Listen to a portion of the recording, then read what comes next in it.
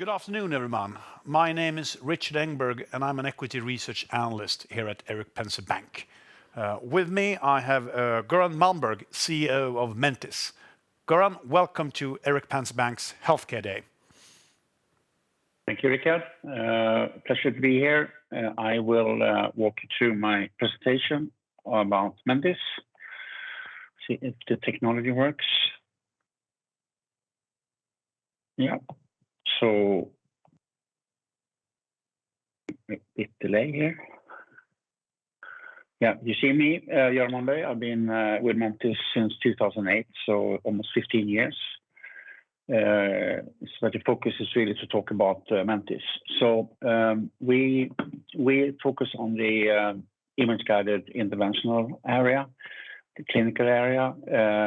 Mentice have the aim to provide solutions for improved clinical workflow and procedural efficiency. I will dive into that and explain what this is in more details. So if we talk a little bit about the backdrop to what we do, we have a situation in healthcare, and I'm sure you heard that several times today, where the demand for healthcare is rapidly increasing. Many say that the cost of healthcare is going to probably double in the next 30 years in the world. So the requirements are increasing. It's due to a rapidly aging population, but we also see that it's very rapid development of new treatment modalities, fantastic treatment modalities allow us to cure diseases for patients up in very high ages. That obviously drive demand. The consequence of all of this is that the knowledge is really something you have to continue to improve throughout your career. A new procedure, a new therapy means that everyone needs to learn from scratch or learn that technique. So this also creates a situation where the variation of skill sets and hence the variation of outcomes are very large. This goes for all treatments, really. It doesn't really relate only to what we work with. So this example here on the graph here shows that the difference in mortality or outcome for hospitals in the states of Illinois here is basically a factor 4, dependent on if you are in a low volume hospital or in a kind of high volume hospital. So this is the backdrop to the situation that we deal with. So if we look at, so see if we can get the. Okay, can you change the slide for me? It seems to be a bit delayed. Thank you. So this is a bit on Mentice, where we are. We've been around since late 90s, so a little more than 20 years. We are currently about 120 people full time. Oops. Let's see.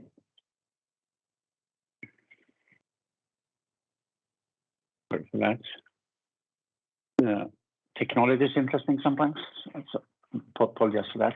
So we've been around for some 20 years. We are 120 people. We are a truly global company. We operate in all parts of the world. We have a dominant position, market share position in our specific field. We are in growth mode. We have tripled in size over the last 8 years or so. And we've been public on Nasdaq First North since 2019. We operate currently in 13 countries in the world. So go back to the market area that we deal with here. So this is the image-guided interventional therapies is the long word for the area. So this is what this really is. I'm just trying to to paint the picture, this is really the plumbing of the human body. So this is the treatments that help us keep the vessel system open to allow the vessel system to transport blood in an effective way from the heart to out to the different organs in the body. So that's sort of the core of these treatments, to really open up a blocked vessel. A vessel can be blocked depending on many different reasons. You can have something that blocks the passage. You can have kind of calcification and so forth. So that's sort of the basic kind of treatment that we deal with. But then obviously we have more specific kind of repair and transplants of new functionality into the heart, as example, where you can today place pacemakers in this fashion. You can repair or replace a heart valve.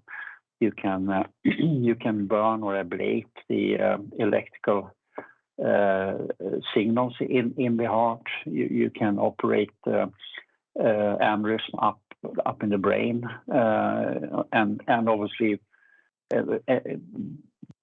any organ connected to the blood system here has some sort of procedure. The liver, the prostate, and so forth.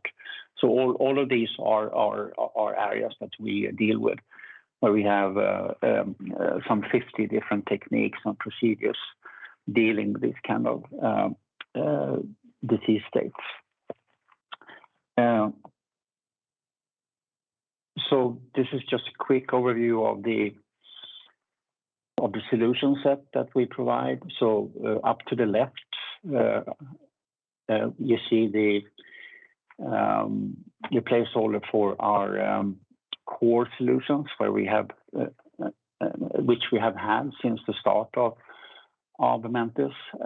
This is the virtual simulation solutions that really is a situation where we mimic the human patient in a virtual fashion, and via a hardware simulation hardware, we allow the physician to interact with the environment and really creating a realis very similar to operating on a real patient.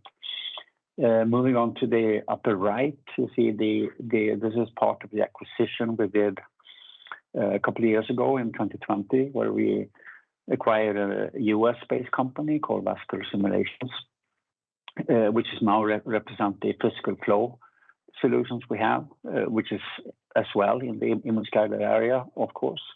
But the idea of this is to move us up in the life cycles of medical device companies. This technology is used for conceptual design, regulatory approvals, and really earlier stage processes for these kind of medical devices. The basic principle here is still you are creating a digital version of the patient's part of the anatomy, and then you're 3D printing that anatomy, specific anatomy, and placing that in a jig or a model that we provide, where we pump a fluid, a blood-like fluid through this vessel system to mimic the pulsating heart. And in this environment, we can allow a physician to deploy a real clinical device under X-ray, under fluoro. So this is the ultimate realist that could be used for, as I said, conceptual design of a clinical device, but is also used for really advanced planning for a specific patient. Moving down to the second level on the left here with the Ankyras application. This is just the Spanish company we acquired here before the summer. This is the first precision medicine application we have. I'm going to talk a little bit more about that later, but this is really our first regulatory approved solution it's used in the clinical practice for really helping physicians to make decisions on a specific case. In this case, this is for the brain-related treatment. Really interesting area. I'm going to talk a little bit more about that. And this then on the next to the right, this is everything here is based on a cloud-based environment. So the Ankyras is a software-only solution, so that's running in the cloud completely. The virtual solution we have is also really integrated in this same sort of the virtual environment up in the cloud. So that's a bit about the products. See if I can manage to change. There's a bit lag here, Rick. Can you try to change again? Sorry about that. Thank you. Maybe I'll get my slide change coming later. Yeah, there we go. I'll see if this works now. All right. So this is showing the three main business areas that we have. The first here to the left, health system. So this is our sales to hospital. That's our ultimate market, I would say. We have delivered to some 600 or more hospitals in the world. I'd say a very large amount of university and teaching institutes in the world. Many of the most premier hospitals in the world are using our tools, very well distributed across US, Asia, and Europe. For example, in Japan, where more than half of all the university hospitals are using our products. Similar in China and other places. But this again, with 600 or so, 700 clients in this space, we just touched the surface on that. I mean, there are more than 60,000 treatment rooms in the world. And I believe that ultimately every one of those treatment rooms should have access to some sort of Mentice technology. What we really base our business on and have done up to now is the medical device side. That usually 60-65% of our business. During the pandemic, we've seen that's been more, that was upwards to 75% of our business, since we've seen a decline in the hospital business during 2020 and 2021. And then, but this medical device business is rapidly growing, and we really act as a means for these mega-sized company to bring their products out to the market. On the right, we have the third business area. That's what we call strategic alliances, which is our partnership with the large image technology or imaging technology vendors in the world, companies like Siemens and Philips. And that's where we bundle our technology or combine our technology with theirs. And they use our products to really bring their products out in a more effective way. It's really, we're really providing with the virtual patient again, that will enable them to really deploy their products and educate the clients on using their technology and functionality in a relevant way.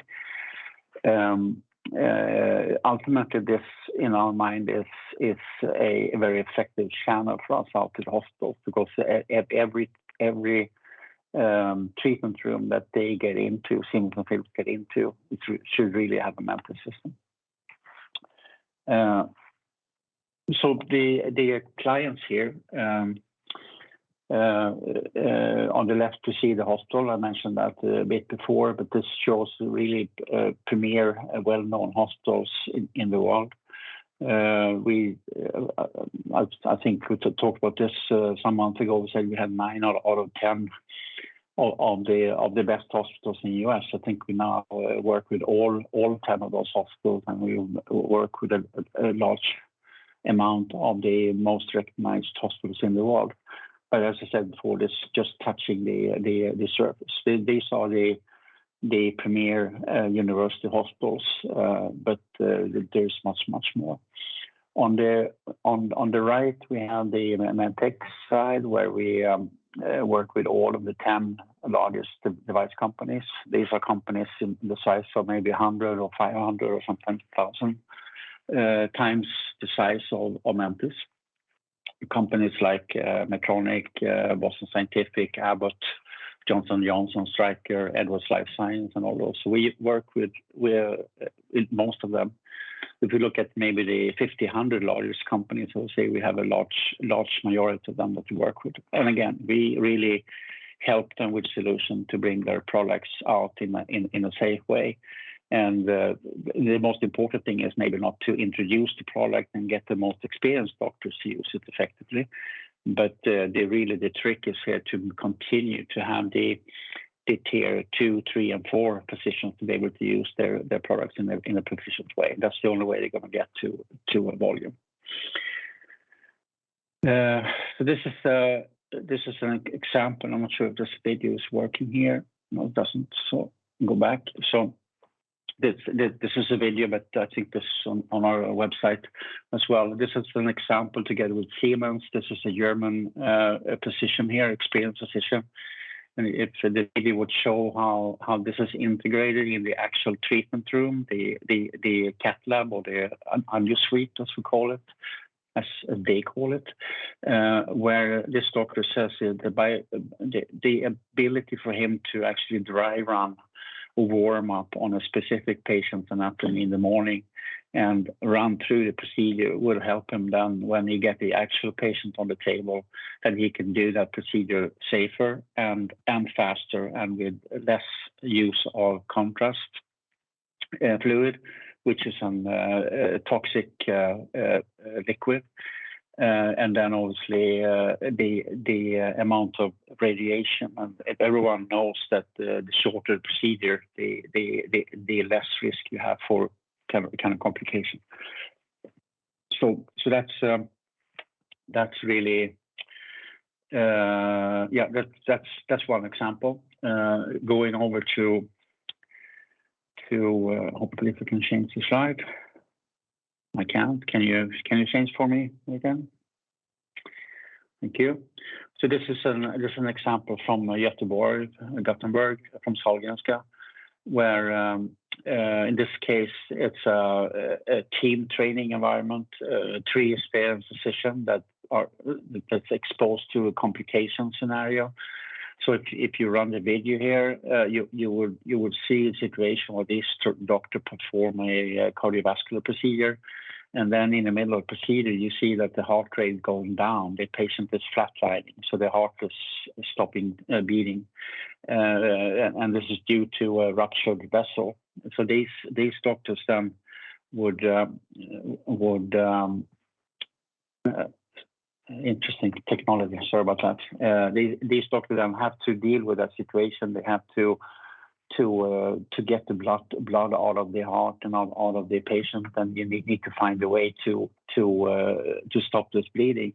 And in a parallel, you will see here where the emergency team in the background come in and doing a heart compression and getting the patient started. This is a very, very realistic scenario, and you will see these doctors very experienced. They were extremely stressed out dealing with this situation. I'm going to skip this actually. This is an example. We work with Siemens robotics arm company called Corindus. In this case, our technology is used both for training of operators, but you also allow for physicians and hospitals to practice on a procedure functionality, but all the way down here as well to planning of a specific case.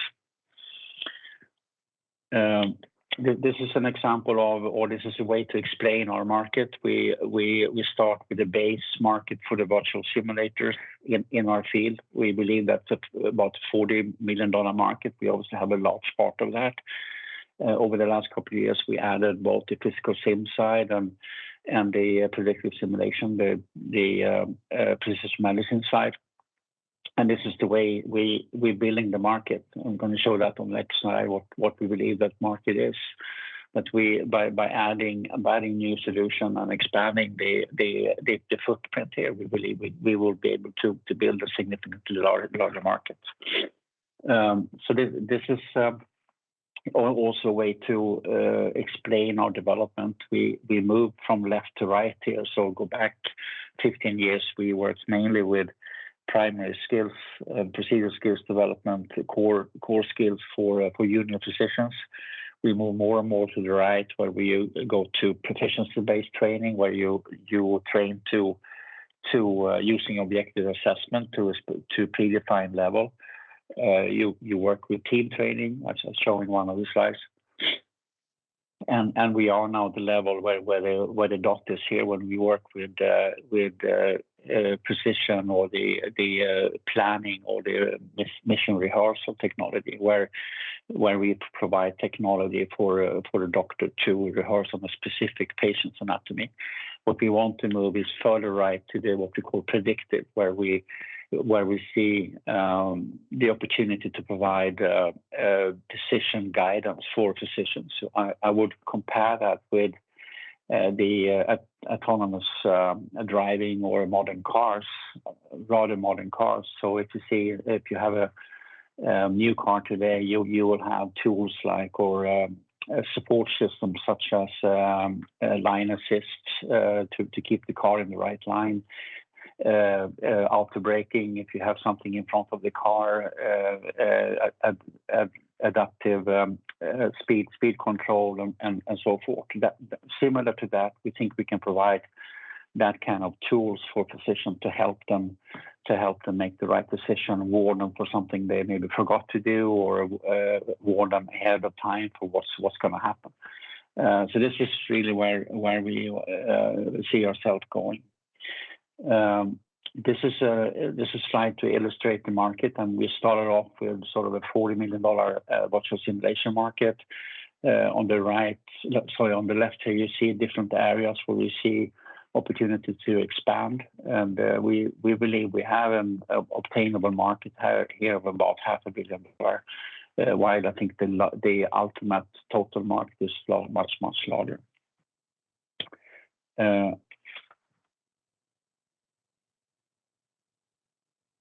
And this is really back to the previous slide I talked about precision and predictive. We really see an environment here where we're building the value in the vascular twin or the digital twin of patients, really to use the tools we have to provide more and more information and data in this digital twin or vascular twin. This can be used or should be used for device design, for procedure planning, for decision support, and also training. So this is our ambition to really make sure that the leverage of our model can be much broader than just as a training tool. So a couple of words on Ankyras. So this is the acquisition we did just before the summer. It's a technology-based acquisition. The product is not really commercialized, but it's very thoroughly developed over more than 10 years, done in Spain, very well validated. It's regulatory approved in Europe, and we're really starting the commercialization of this technology. And the developer that was the intention of the developer of this technology, and it matched perfectly what we want to do. Since we have the customer network, we have the sales organization or the support organization. So that's really what we are trying to do here. This really exemplified in the first deal here we announced in beginning of October for a German company called Atlantis that signed up to a 3-year deal for Ankyras. It's a 9 million SEK deal. It's a significant commitment for Ankyras, even if it's a small transaction totally. But I think this will really be the start of many to come in this area. And it's interesting to see how this company Atlantis is really basing their go-to-market program on using Ankyras in every single situation, and how important the Ankyras tool is for their way to get the products out in the market.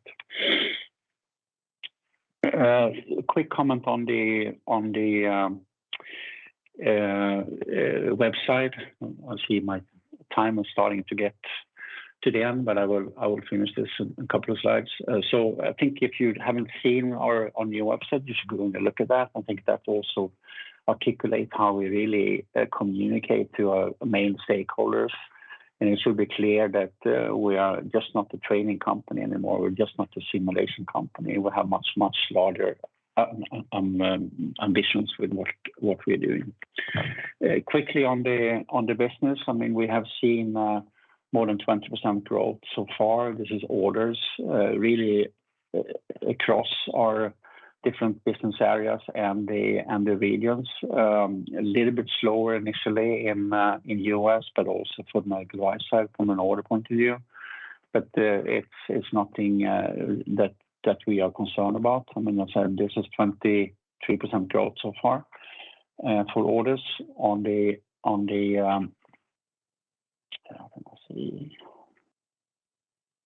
Can you change my slide again, Ulrika?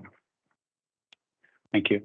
So on the net sales to revenue side, we have higher level growth. There here you see we have 27% growth across, and really all our business areas is growing, and also so for the different regions. So last summary here. I mean, we are very confident in the position we have, where we're heading. I mean, we are a global leader and I would say a dominant leader in this specific field. We have a proven business model over many years. It's based on us approaching a client network, both in the hospital side and the device industry side. We're basing our future on the growth of the therapy side, the image-guided therapies. It's not really related to what happens with simulations. So this is really based on device industry and hospital really introducing new treatment modalities, and that drives the requirements for our products. We have a clear go-to-market strategy for the coming years and how we want to expand what we do.